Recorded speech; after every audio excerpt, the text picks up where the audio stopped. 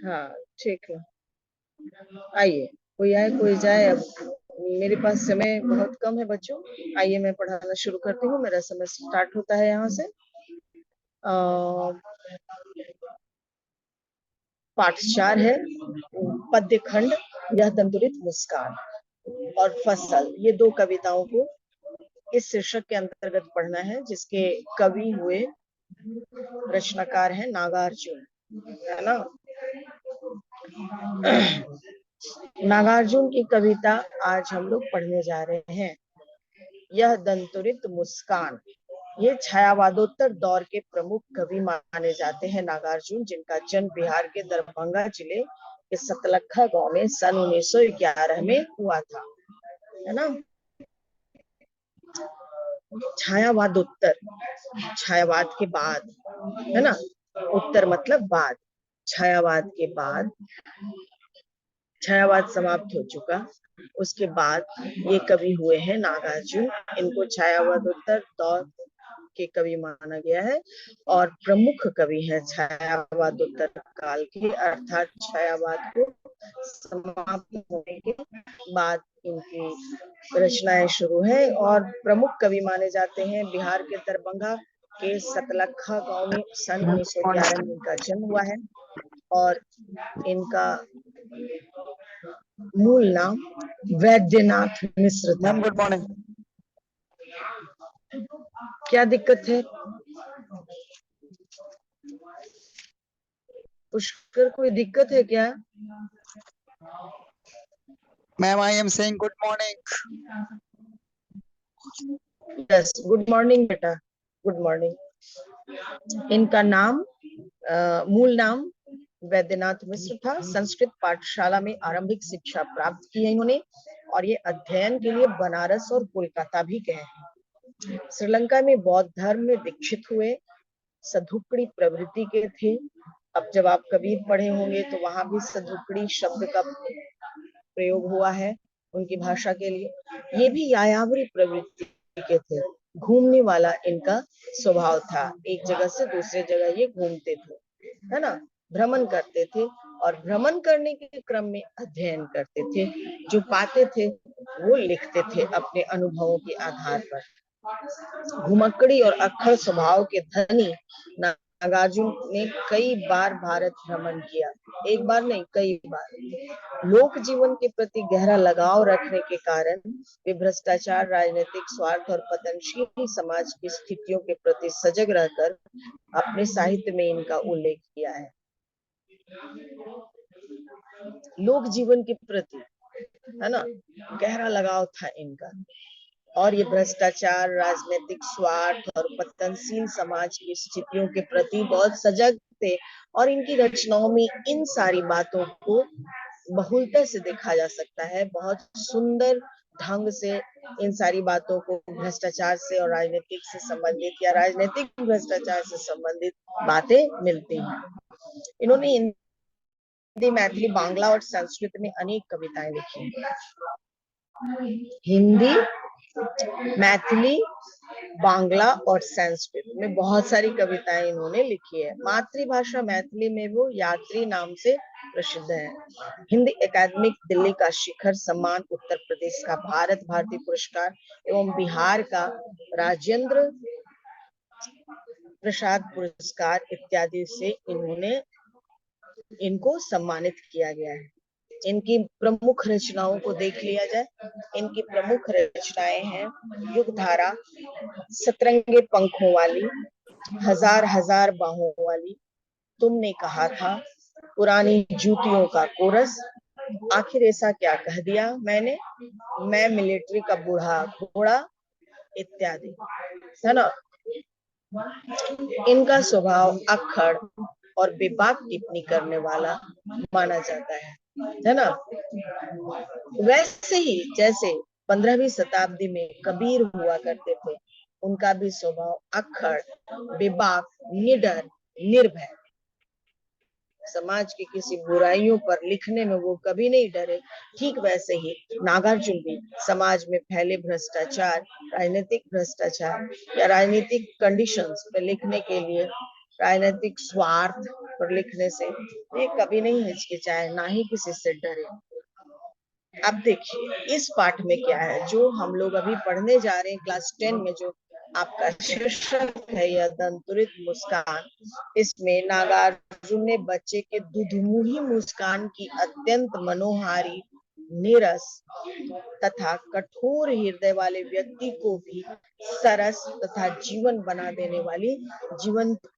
देने वाली कहा है। किस चीज को?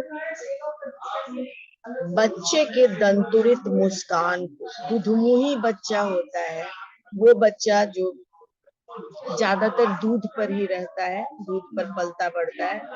हाँ, वैसे बच्चे जिसके मुंह में नीचे 2 दांत या ऊपर 2 दांत या नीचे ऊपर 2 दांत आया हो, और जब वो मुस्कुराता है उन 2 दांतों के साथ, तो मृतक में भी जान आ जाती है, नीरस जीवन भी सरस हो जाता है, व्यक्ति जीवंत हो उठता है, ऐसा मानना है नागार्जुन का, कवि नागार्जुन का। आते हैं पंक्तियों पर। अच्छा, और देखिए बच्चे के अपलक, कभी कभी बच्चा देखोगे ना कि तुमको अपलक, बिना पलक झपकाए देखे जा रहा है ना, उसका अति सुंदर ढंग मुस्कुराने का, इसका चित्रण भी हुआ है।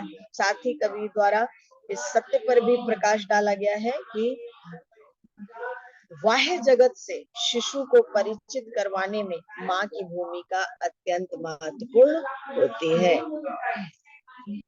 2 बातें बच्चों इस कविता में, एक तो ये कि बच्चे का दुधमुही बच्चे का जिसके 2 दांत आए हैं, है ना, उसका मुंह खोलकर मुस्कुराना लोगों को आकर्षित करता है, निरस्ता में सरसता घोलता है, जीवंत बना देता है व्यक्ति को उसकी मुस्कान।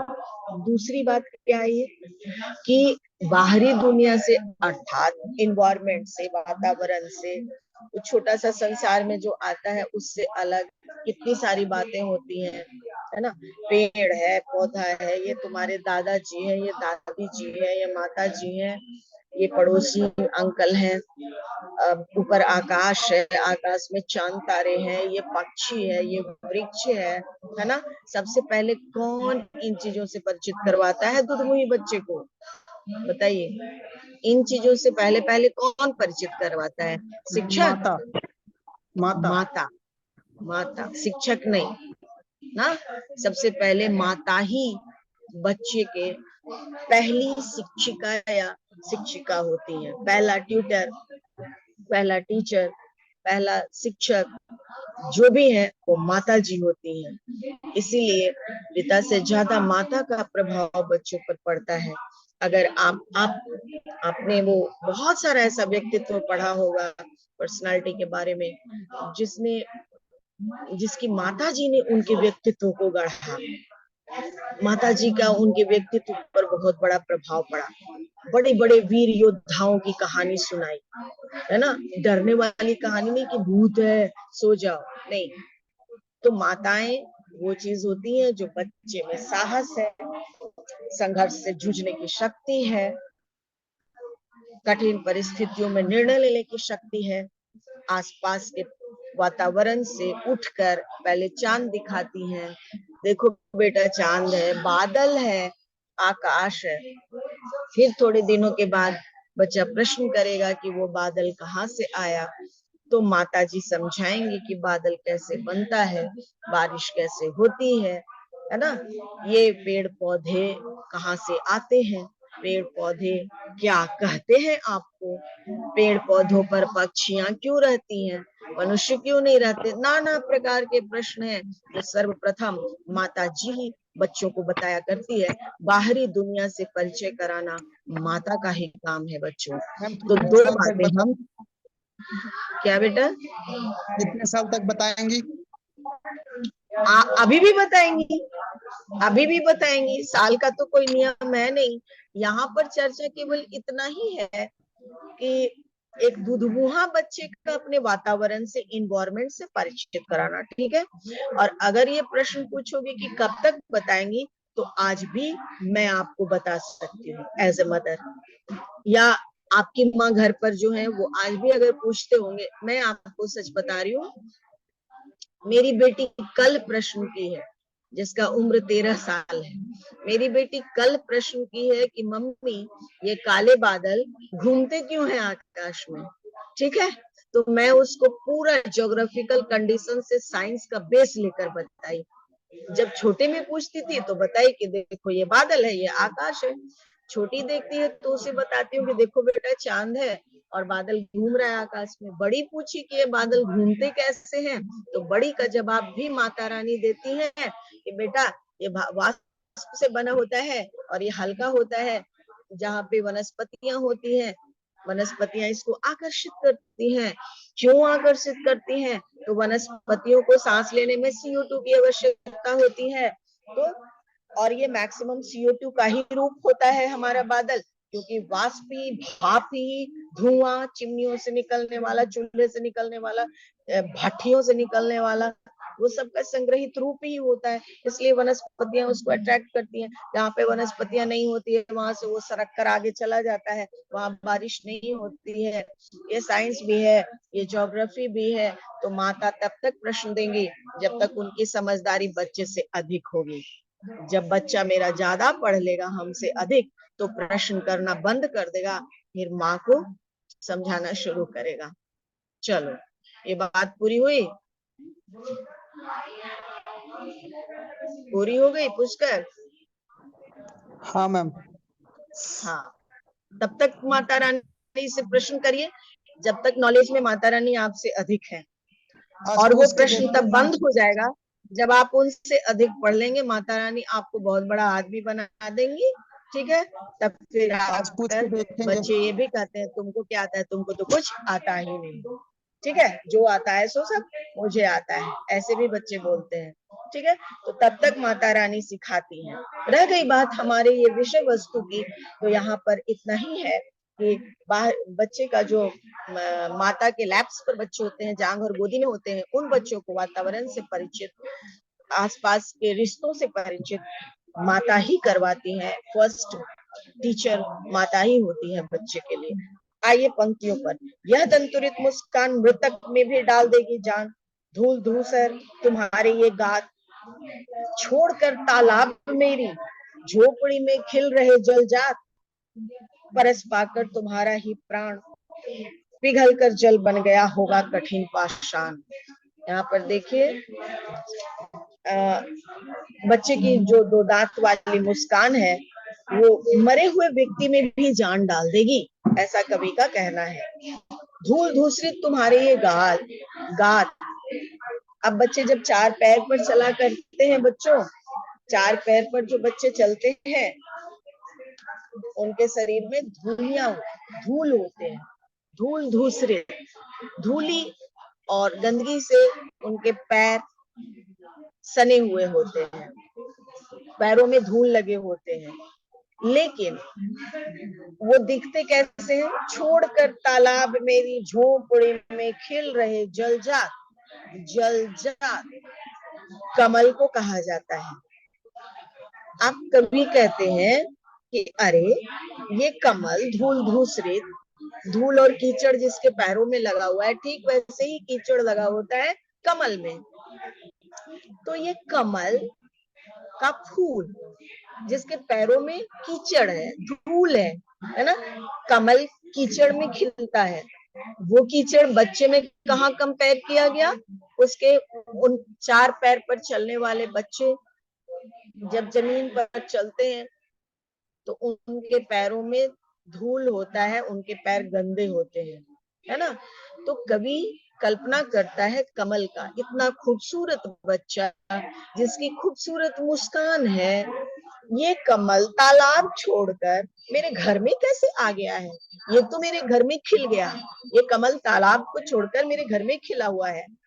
छोड़कर तालाब मेरी झोपड़ी में खिल रहे जलजात, परस पाकर तुम्हारा ही प्राण, तुम्हारा स्पर्श पाकर, है ना, तुम्हारा स्पर्श पाकर, उस बच्चे का स्पर्श पाकर, छूकर, परस छूना, है ना, स्पर्श करना। स्पर्श करके क्या होता है? बच्चे को स्पर्श करने के बाद क्या होता है? पिघल कर जल बन गया होगा कठिन पाषाण। अगर तुम्हारा स्पर्श वो पाषाण अर्थात पत्थर भी स्पर्श कर जाए तो क्या होगा, वो भी पिघल कर जल बन जाएगा, है ना।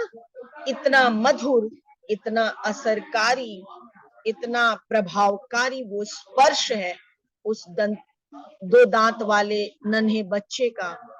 कोमल, सुकुमार, सुंदर, आकर्षित, मन को मोहने वाली मुस्कान है कि उसका स्पर्श पाकर पत्थर भी, पाषाण भी पिघलकर जल बन जाता है।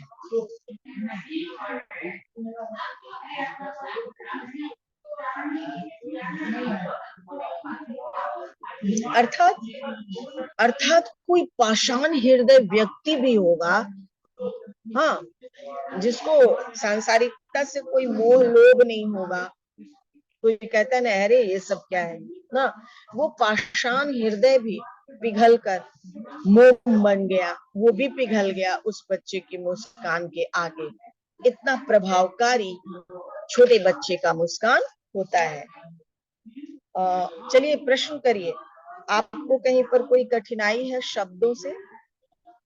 काठिन्य निवारण का ये समय है, आप बोलिए। कोई ऐसे शब्द हैं जिनके आप अर्थ समझ नहीं रहे हो तो तुरंत बोलिए। वैसे मैं इधर से कठिन शब्दों का अर्थ बोल दे रही हूँ। मृतक होगा मरा हुआ, दंतुरित होगा, दंतुरित मतलब बच्चों के नए नए दांत, है ना। जान प्राण जान ही रहे। धूल धूसर, धूल से सना हुआ शरीर, गात मतलब शरीर, गात मतलब शरीर। फिर जलजात मतलब कमल, मैंने भी बताया। परस मतलब स्पर्श, पाषाण मतलब पत्थर। और कोई शब्द है तेजस, आराध्या, पुष्कर, बताओ और कोई शब्द है जिसका तुम अर्थ नहीं जान रहे हो? मैम 1 मिनट तुम्हारे हिसाब से बोलिए। परश मतलब स्पर्श, बोलिए बेटा। कुछ है? मैम धूली धूसर, धूली धूल धूसर। धूसर, धूली लगा हुआ, धूल से सना हुआ। धूसर मतलब सना हुआ, और धूली मतलब धूल, गात मतलब शरीर। अब बोलिए। मैम पिघाड़कर, धूसर मतलब सना हुआ, धूली मतलब धूल, और गात मतलब शरीर। हाँ, और बोलो क्या पूछा? और कुछ पूछा? पाषाण मतलब? पाषाण मतलब पत्थर, पत्थर, पत्थर, है ना। प्रत्यक्ष रूप से पत्थर भी पिघलकर पानी बन जाता है, और भाव निकला इसका कि पाषाण हृदय, पत्थर हृदय भी पिघल जाता है उस दंतुरित मुस्कान को देखकर। क्लियर? मैं आगे बढ़ू?